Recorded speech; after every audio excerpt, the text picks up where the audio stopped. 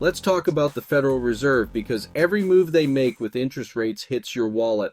Before we dive in, a few quick disclosures and disclaimers. I am not politically left or right-leaning. I consider myself compassionate but without compromise. I may agree with or concede some objections and points made in the comments. My objective is to initiate civil dialogue on controversial subjects. It's good to have a healthy debate to create awareness and perspective. For example, most people think the Fed is the federal government. It's not. Please have friendly discussions. It's okay if people agree to disagree. To make these videos, I have to work within the venue's policies and biases. I can't use some title suggestions because they could get these videos banned. All information is provided for general information use only. Nothing in these videos is rendering any professional advice. Please don't blame me for various institutions or policies set up 60 plus years ago, and then rate me harshly for events that happened before we were born. Let's treat each other in a professional, respectful, and friendly manner. Okay, let's get started. Please hit the like button, the subscribe button, and the bell notification.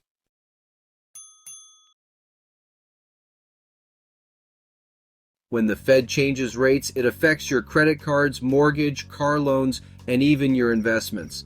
Think of the Fed as the economy's financial parent, using interest rates to keep things stable. High rates mean better returns for savers, but borrowing gets expensive and stocks can slow down. Low rates make borrowing cheaper and can boost the stock market, but savings accounts pay less. If you want control over your money, you need to understand what the Fed is doing and why. Stick with me, this knowledge will help you make smarter financial moves. Interest rates are simply the cost of borrowing money or the reward for saving it. Right now in 2025, we're in a high-rate environment because the Fed has been fighting inflation. That's good for savers. High-yield accounts are paying more than they have in years, but it's tough for borrowers.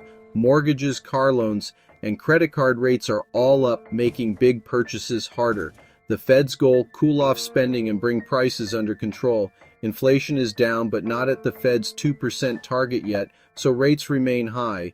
The Fed is watching the data closely, trying to avoid both a recession and a return of high inflation. What happens next will impact everyone's finances. How does the Fed decide what to do? It's all about the data. First, inflation. The Fed wants it around 2%. If prices rise too fast, they keep rates high. Second, jobs. A strong job market can mean more inflation, so the Fed watches employment numbers closely.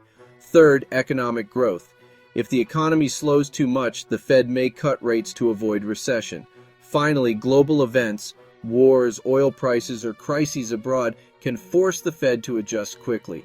The Fed's job is to balance all these factors and steer the economy safely. Every rate decision is a response to these signals. Understanding these clues helps you anticipate what's next for your money. So, will the Fed cut rates soon or keep them high? Experts are split. Some say a rate cut is coming if inflation keeps falling and the job market weakens. Others warn the Fed should wait. Cutting too soon could bring inflation back. If rates drop, borrowing gets cheaper. Good for homebuyers and investors, but savers earn less.